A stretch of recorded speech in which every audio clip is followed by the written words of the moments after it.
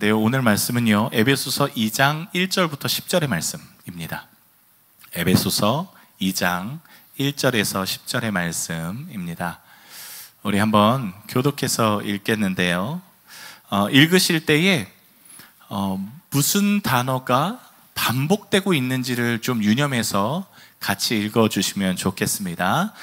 제가 먼저 1절 읽습니다. 여러분 2절 읽어주세요. 교독하여 읽겠습니다. 그는 허물과 죄로 죽었던 너희를 살리셨도다.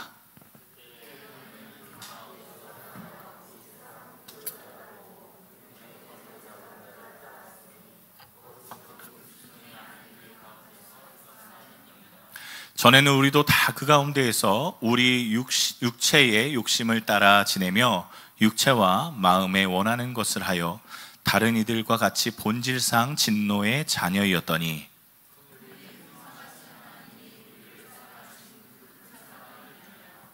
허물로 죽은 우리를 그리스도와 함께 살리셨고 너희는 은혜로 구원을 받은 것이라.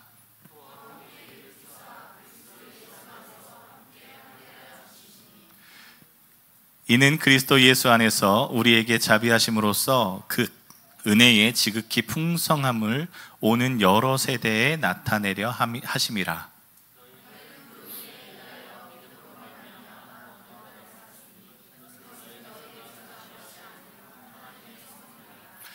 행위에서 난 것이 아니니 이는 누구든지 자랑하지 못하게 함이라.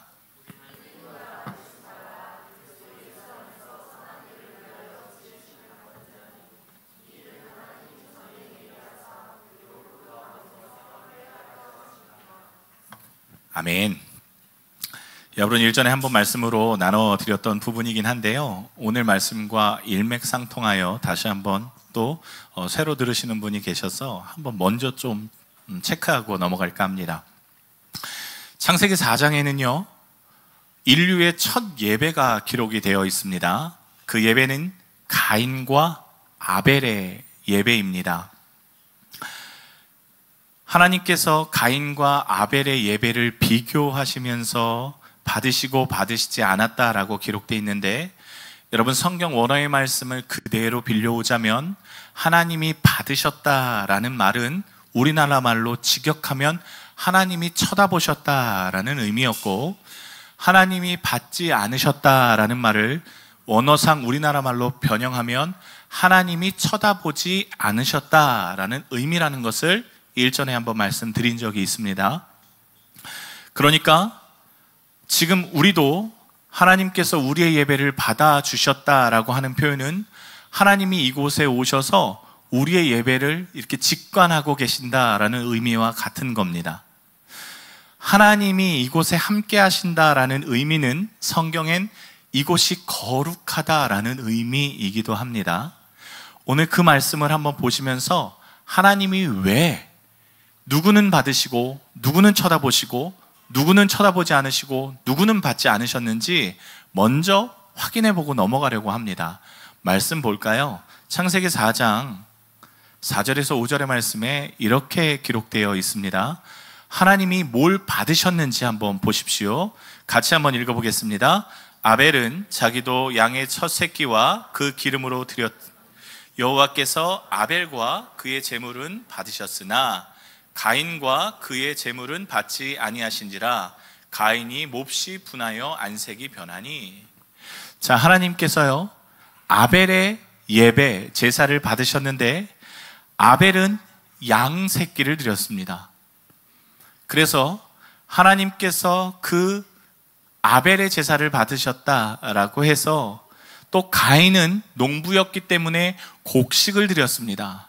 그래서 하나님께서 가인의 제사를 받지 않으셨다라고 이야기하시면서 재물의 차이 때문에 받지 않으셨다라고들 많이들 이야기하시지만, 사실 성경에는요 곡식으로 드리는 제사 소제도 있습니다. 그러니까 지금 재물의 차이가 없다라는 것을 말씀드리고 싶습니다. 양새끼나 곡식이나 그렇게 하나님이 받으시는데 차이가 없어요. 그러면 무슨 차이가 있을까요? 하나님께서 오늘 말씀에 기록된 것은 그의 제물과 아벨을 받으셨고 가인에게 받지 않으셨다라는 건 그의 재물과 가인을 받지 않으셨다라고 기록하고 있습니다. 그러면 뭐가 차이가 있는 걸까요? 예배를 드리는 사람의 차이가 있는 중인 겁니다. 자, 하나님께서 가인의 제사를, 가인의 예배를 쳐다보지 않으셨다라고 기록하면서 그 이유를 7절에 기록하고 있습니다. 7절에 뭐라고 기록하고 있느냐 한번 보실까요? 내가 선을 행하면 어찌 낯을 들지 못하겠느냐. 그러니까 하나님이 이렇게 쳐다보셨다가 가인이 낯을 못 들 만한 일을 하고 있는 것을 보고 하나님이 얼굴을 쓱 돌리셨다라는 의미입니다. 하나님께서 가인의 예배, 가인의 제사를 받지 않으신 것은 그가 곡식의 예배를 드려서가 아니라 가인, 예배를 드리는 그 주체자가 하나님이 보시기에 영 민망하고 영 바라보시기에 부적절한 일들을 가인의 삶에서 발견하셨기 때문입니다. 예배는 드리는데 예배에 나온 자의 삶이 하나님의 말씀에 합당하지 않다는 거죠. 예배에는 왔는데 예배를 벗어난 그의 삶의 영역들이 하나님이 보시기에는 영 탐탁지 않다라는 겁니다. 여러분, 이 말씀만 보아도 예배자는요, 예배와 삶의 시간이 같은 마음이어야 하나님이 받으신다라고 이야기하고 있습니다. 하나님이 보시고는 예배는 정말 뜨겁고 눈물을 흘리면서 기쁨으로 살아가는데 이 예배가 끝나고 나서 저 문 밖에 나가 그의 삶이 뜨겁지 않고 차갑기만 하고 그의 삶이 하나님과는 거리가 멀다면 하나님이 오늘 말씀하시는 것처럼 고개를 돌리신다라고 표현하고 있습니다. 여러분, 로마서에는요, 사도 바울이 이것을요 다른 말로 표현하고 있습니다. 그게 뭐냐면 여러분 다 잘 아시는 말씀입니다. 로마서 12장 1절에 보면 예배에 대해서 정의를 하는데 그 예배, 하나님이 받으시는 예배를 영적 예배라고 표현합니다. 영적 예배. 여러분, 우리가 영적이라고 하면 갑자기 막 기도를 하면 막 신령한 일들이 나타나는 거, 막 기도를 하면 병든 자가 일어나고 막 기도를 하면 막 사람들이 뒤로 다 낮아빠지는 거, 이런 것을 상상하지만 사실 오늘 헬라어의 영적이라는 뜻은 우리가 생각하는 영적인 것과 갭이 굉장히 큽니다. 성경 원어의 영적이라는 뜻은 오히려 이성적이다라는 말입니다. 이성적이다. 여러분, 영적인 것과 이성적인 것과는 전혀 다른 이야기 아닙니까? 성경에서 영적이라는 뜻은요, 말씀에 비롯됐다라는 의미를 갖고 있습니다. 그러니까 창세기의 가인과 아벨의 제사에 대해서 주는 교훈과 오늘 로마서의 사도 바울이 영적인 예배다라는 표현은 같은 말인 거예요. 하나님이 받으시는 예배는 하나님이 보시기에 그의 예배와 삶이 같아서 하나님이 이성적으로 말씀으로 보셔도 그가 이질감이 없는 겁니다. 이게 영적인 예배예요. 하나님이 보시기에 아주 합리적인 겁니다. 간극이 없다라는 거예요. 여러분, 보통 우리는요, 악이라고 하면 간음, 도적질, 살인 뭐 이런 거 생각합니다. 물론 이것도 죄고 악이지만 하나님이 바라보시는 근본적인 악은 하나님을 속이는 겁니다. 하나님을 속이는 거. 사실 하나님을 속이는 거에 이런 죄들이 다 들어와 있어요. 하나님을 향하여 예배를 드리지만 삶은 반대로 가는 거, 이거 하나님 속이는 것이죠. 하나님이 나의 주인이라고 고백은 하지만 내 뜻대로 사는 내가 삶의 주인이 되는 거, 이거 하나님 속이는 겁니다. 하나님 뜻에 맞추어 살겠다고 결단하지만 결국 하나님을 내 삶에 맞추어 살게끔 하고자 하는 욕심, 이거 하나님 속이는 거죠. 여러분, 이번 연도 2024년도 우리 교회 표어가요, 삶으로 예배드리자는 겁니다. 그런데 이 표어가 삶의 예배, 삶에서 그냥 열심히 예배하면 되지, 그게 아닌 것이지요. 우리의 예배와 삶이 괴리가 없어야 지킬 수 있는 표어입니다.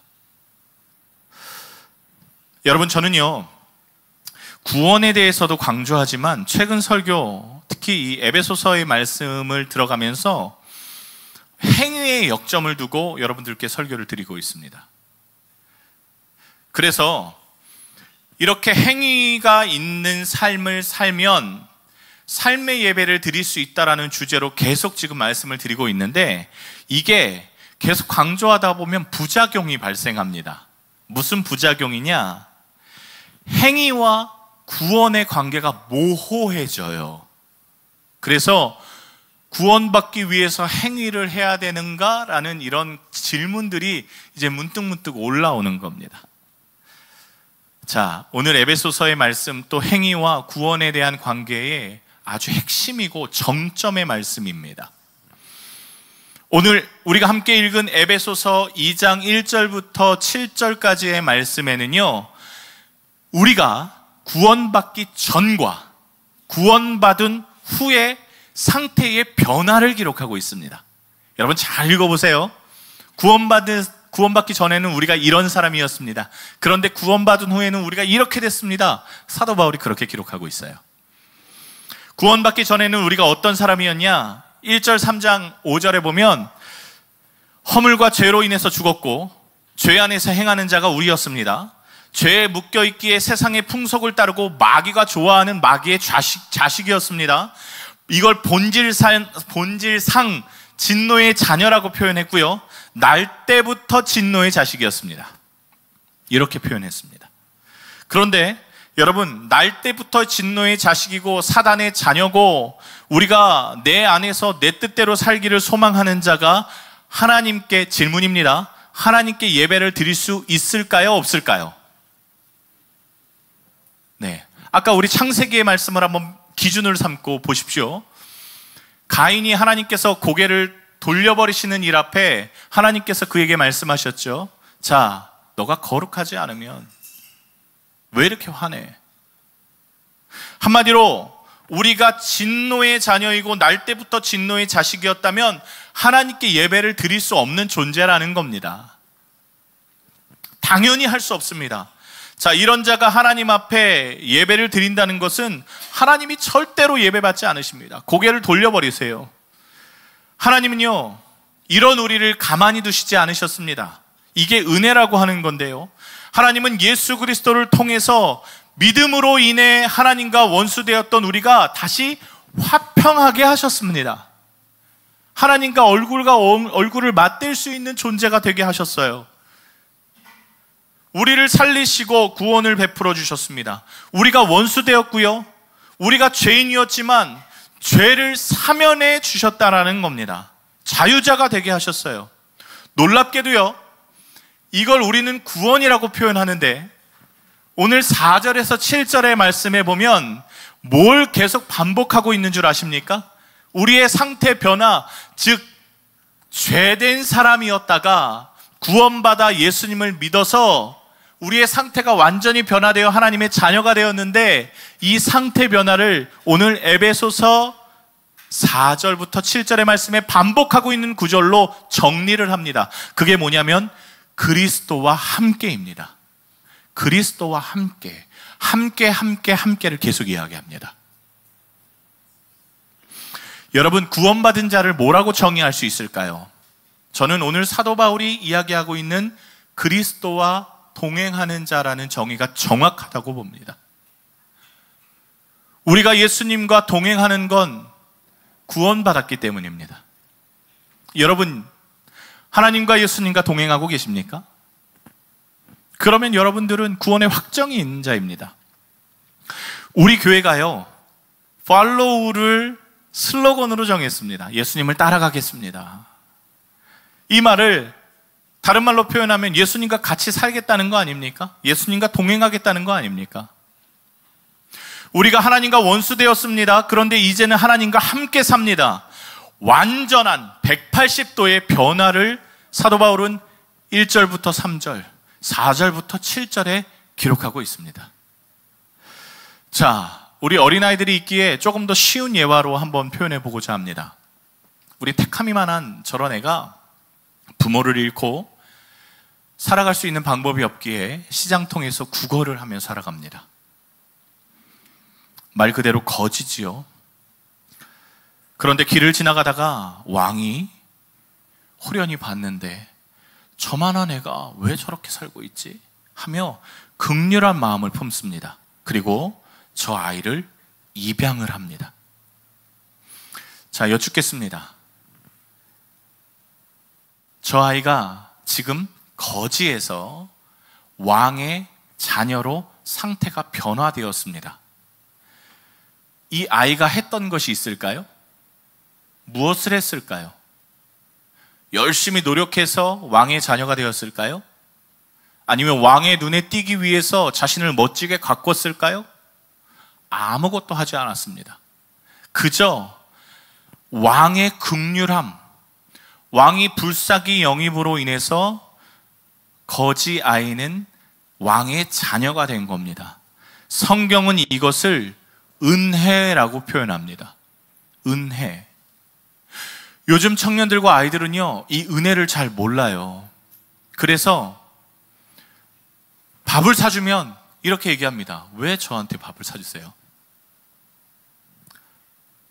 베풀어주고 선물을 하면 이거 왜 저한테 주세요? 그렇게 말합니다. 은혜로 받을 줄 몰라요. 주는 사람은 아무런 조건 없이, 아무런 무엇을 받아내고자 하는 속셈 없이 그저 베푸는데 받는 사람은 이게 익숙하지 않은 거예요. 그리고 그건 지금 우리와 똑같습니다. 이 은혜를요, 공짜 은혜를 이상하게 생각합니다. 어찌됐든 이 아이는 아무것도 한 게 없어요. 다만 한 게 있다면 그저 끌려가는 거. 그저 자신의 상황에 따라 아, 왕이 은혜를 베푸셨구나 라고 하는 수용한 뿐이 없습니다. 그리고 이 아이의 왕에 대한 배려를 수용하는 것을 성경은 믿음이라고 표현합니다. 자, 그러면 아이에게 어떠한 일들이 일어났을까요? 왕의 자녀가 되었기 때문에 그에게 왕의 자녀에 합당한 권위가 주어집니다. 권위가 주어지죠. 이게 구원입니다. 자, 에베소서 2장 9절에 보면 이렇게 기록하고 있습니다. 여러분, 이거 제가 외울 말씀이라고 주보에 기록하고 있는데요. 자, 우리 다 함께 읽어보겠습니다. 행위에서 난 것이 아니니 이는 자랑하지 못하게 하기 위해서 은혜로 주신 겁니다. 내가 108배를 하고 구원을 받았다? 그러면 그 자랑은 내가 할 수 있는 것이지요.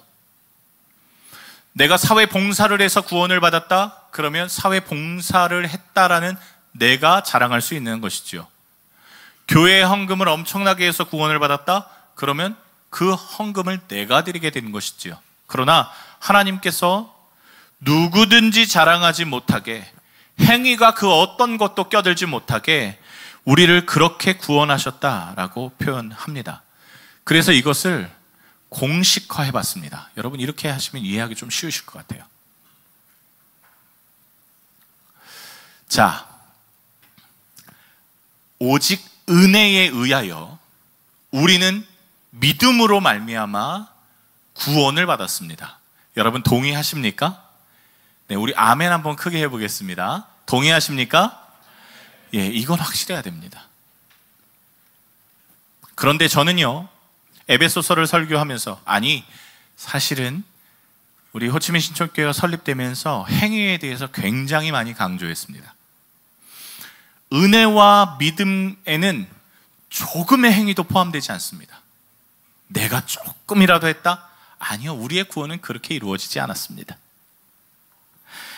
구원은 오직 하나님께서 우리를 구원하시겠다라고 작정하셔서 우리를 입양하신 결과입니다. 여러분, 우리의 죄를 어떻게 하나님이 해결하셨을까요? 우리는 무조건 죄인입니다. 여기에 죄인 아니신 분이 어디 계실까요? 성경이 말합니다. 죄의 삭은 무엇입니까? 죄의 삭은 사망입니다. 이걸 다른 말로 표현하면 죄의 값은 사망이라는 거예요. 죄를 지면 그 죄의 값은요, 사망으로 해결해야 됩니다. 그래서 구약에서 죄를 지었다라고 하면 동물을 데리고 나왔던 겁니다. 그 동물을 대신 죽임으로 인해서 죄가 없어졌다라고 표현했던 것이지요. 그런데 그 동물을 죽임에 있어서 불완전한 구원이 우리에게 허락될 수 없으니 하나님께서 완전한 구원을 허락하시기 위해 우리에게 예수님이 대신 죽는 일을 벌이십니다.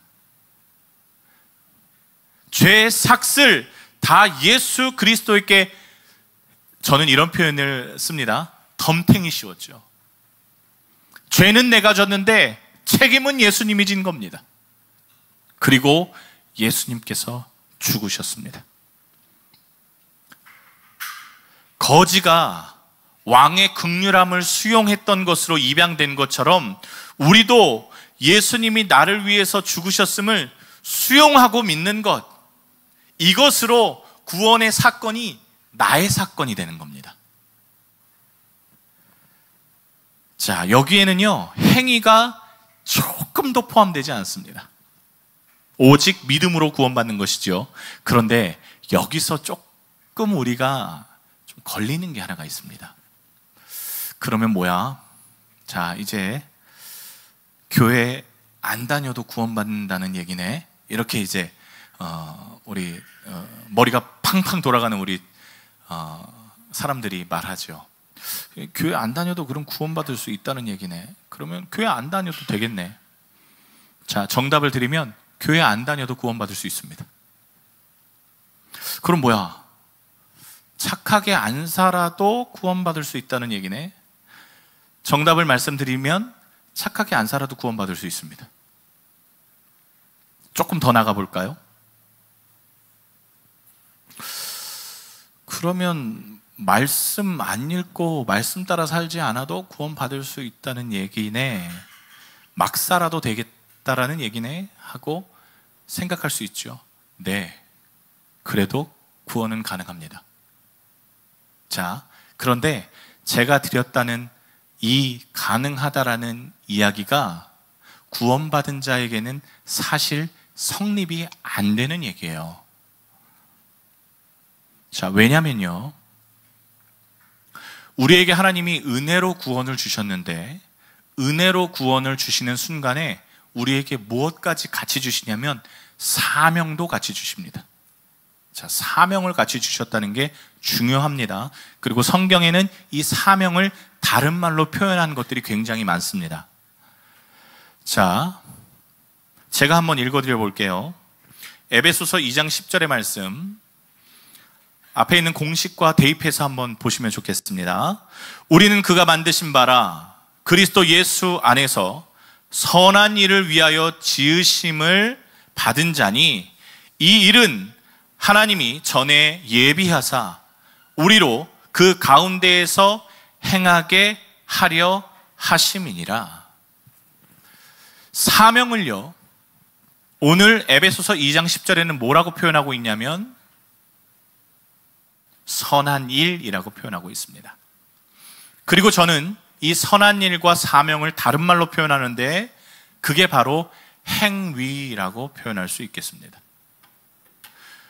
우리가 행위에 대한 구원의 거부감이 있어서 행위라는 단어를 쓰는 걸 굉장히 좋아하지 않습니다. 그런데 이것을 다른 말로 표현하면 이렇게 표현할 수 있겠어요. 성경에 표현되는 단어들을 바꿔서 한번 써봤습니다. 우리는 십자가 은혜를 믿음으로 수용하여서 우리의 노력은 조금도 포함하지 않고 하나님의 자녀가 되는 회복함을 얻었습니다. 그런데 우리가 하나님의 자녀가 됨으로 인해서 하나님께서는 우리에게 사명을 허락하여 주셨습니다. 우리는 간혹 우리의 노력 없이 은혜를 받고자 하는 욕심이 있지만 사명은 따라 살고 싶지 않은 욕심을 품습니다. 하지만 우리가 확실히 알아야 할 것은 구원의 은혜를 받았다면 사명도 함께 받았다는 겁니다. 여러분, 이 사명이 무엇일까요? 나는 나쁜 짓 하지 않았어요. 그러니 나는 착한 사람이고 선한 사람입니다. 나는요, 다른 사람에게 피해 주지 않았습니다. 그러니 나는 죄를 짓지 않았습니다. 이건 그리스도인의 사명이 아닙니다. 착하게 살고 선하게 살고 다른 사람 피해 주지 않는 거, 이거 사명 아닙니다. 여러분, 우리 그리스도인의 사명은 무엇입니까? 그리스도인의 삶이 무엇입니까? 세상 사람들이 우리를 볼 때 예수님이 보여야 한다는 겁니다. 세상 사람들이 우리를 볼 때 예수님을 흠모할 만한 일들이 우리 안에 있는 것이 우리 안의 사명입니다. 그냥 먹고 마시고 결혼하고 돈 벌고 물에 물 탄 듯 술에 술 탄 듯 살아가는 거, 세상 사람들이 볼 때 우리 안에 예수가 조금도 안 보이죠. 이거 사명 아닙니다. 우리의 말과 행동과 하물며 돈의 씀씀이나 모든 삶의 영역이 예수님이 보일 때, 그때 우리가 사명을 감당한다고 표현하는 겁니다. 야, 저렇게 살아야 되는구나. 야, 인생은 저렇게 살아야 살맛 나는 거구나. 이게 보여야 한다는 거예요. 그게 오늘 에베소서에서는 행위라고 표현하고 있는 겁니다. 여러분, 우리를 보면 하나님이 반드시 계시다는 것이 보여야 합니다. 우리를 보면 예수 그리스도의 사랑이 보여야 합니다. 우리를 보면 예수님이 흠모할 만한 분이시라는 것을 느껴져야 됩니다. 오늘 일부 예배 때 우리 이민걸 장로님이 말씀 전하실 때 교회 안에서 어떤 한 실험을 했다라고 말씀 전하셨어요. 그게 뭐였냐면, 한 교회 안에서 담임 목사가 거짓골을 하고 교회 앞에서 이렇게 있던 겁니다. 교회에 오는 성도들이 어떠한 제스처를 보일까? 얼마나 도와주고 어떻게 했을까? 교회로 인도했을까? 인도하지 않았을까? 그 거지가 대뜸 일어나서 강대상에 올라가서 설교를 한다고 생각해 보십시오. 아마 민망스러운 사람도 있었고 감사했던 사람도 있었을 거라고 생각됩니다. 사람을 돕는 게 선한 게 아니라, 여러분, 우리 안에 누가 봐도 하나님이 쳐다보시고 선하다라고 표현하실 일들이 있어야 한다는 거죠. 그게 성경에서 말하는 예배입니다. 예배. 말씀 정리할게요. 여러분, 성경에는요, 이렇게 예배하는 자를 영광스럽게 표현하는 성경 구절이 하나 있습니다. 그게 뭐냐면 요한계시록에 기록된 성도의 세마포 옷입니다. 계시록 19장 8절의 말씀에 보면 이런 말씀이 있습니다. 함께 읽어보겠습니다. 그에게 빛나고 깨끗한 세마포 옷을 입도록 허락하셨으니 이 세마포 옷은 성도들의 옳은 행실이로다. 성도들이 사명을 감당한 것이, 하나님이 바라보시기에 흡족한 것이 성도들의 세마포 옷이라고 표현하고 있는 거예요. 여러분, 우리는 구원받을 겁니다. 예수님을 믿음으로, 예수님이 주신 그 은혜를 그냥 수용함으로 우리는 구원을 받습니다. 그런데 우리는 세마포 옷을 입기를 소원합니다. 하나님의 말씀 따라 삶이 예배되는 삶을 살고, 우리의 삶에서 하나님이 흡족할 만한, 세상 사람들이 보고 하나님을 흠모할 만한 일들이 나타나면, 여러분, 그것을 하나님께서 기뻐하시고 감사하며 우리를 맞이하신다는 겁니다. 말씀을 정리하면서 한 번 더 확인하겠습니다. 우리의 구원에는요, 우리의 행위가 조금 더 포함되어 있지 않습니다. 조금 더요. 하지만 우리가 구원받음으로 우리에게 같이 허락되는 것은 맡겨진 사명이요, 성도들의 옳은 행실이고 선한 일을 하기 위해서 지음 받았다는 것이고, 이것이 곧 전도이기도 하고 결국 이 말은 다 같은 말인데 다르게 표현되어 있을 뿐입니다. 사랑하는 성도 여러분, 우리의 행동은 어떠해야 할까요? 과연 다른 사람이 바라보고 우리의 행동 가운데 하나님이 보이고 예수님을 흠모할 만한 일들이 과연 있나요? 없다고 해서 여러분들을 꼬집고 있다고 해서 지금 여러분들을 칭찬하기보다는 여러분 2023년을 마무리하면서 과연 우리의 삶이 어떤지 한번 돌아보자라고 하는 겁니다. 그리고 2024년도에 우리의 그 모든 삶이 예배로 하나님 앞에 보여지기를 소원한다는 겁니다. 제가 부끄러운 얘기지만 잠을 잘못 자서 목이 잘 안 돌아갑니다. 그래서 몸을 계속 이렇게 지금 하고 있는 건데요. 하나님의 은혜가 참 여러 군데에 임한다는 걸 느끼는데요. 목이 안 돌아가니까 제가 목을 이렇게 막 돌리려고 막 아둥바둥 하거든요. 그런데 그때 떠오른 게 하나 있었습니다. 뭐였냐면, 우리가 죄의 모습을 따라가면, 이 목이 굳은 거 아닙니까? 목이 곧았다고 하기도 하고요. 죄의 모습을 따라가면서 우리가 굳어진 이 심령을 하나님께 얼굴을 돌리기 위해선 상당히 아프겠구나라는 생각을 하게 됐습니다. 쉽지 않더라고요. 이거 목 돌리는 것조차 쉽지 않은데, 여러분, 우리의 삶이 하나님의 얼굴로 방향을 돌리는 것, 가인에게 하나님께서 너가 선을 행하면 어찌 낫을 들지 못하겠느냐라는 표현 가운데 낫을 들지 못한다는 표현은 고개를 하나님 앞에 마주치지 못한다라는 의미거든요. 우리가 하나님이 원하시는 삶의 예배를 드리면 하나님의 얼굴 면대면을 어찌 못 보겠습니까? 2024년 여러분, 곧은 목을, 곧은 마음을 하나님 앞에 힘겹게 돌리는 일들이 일어나기를 소원하고요. 그게 좀처럼 힘들고 아프더라도 여러분 하다 보니까 부드러워지더라고요. 여러분 계속 하셔야 됩니다. 믿음은 우리 안에 있습니다. 하지만 여러분의 삶의 예배는 부단히 힘을 쓰셔야 합니다. 2024년 저랑 함께 그렇게 부단히 힘쓰셨으면 좋겠습니다. 우리 성경 열심히 읽고 계시죠? 성경 열심히 안 쓰고 계시죠? 네, 부단히 열심히 한번 써보시고요. 거룩하고 선한 일들에 동참해 주십시오. 그러면서 2024년 하나님이 흠모하실 일들이 여러분 안에 나타나시기를 주님의 이름으로 축복합니다.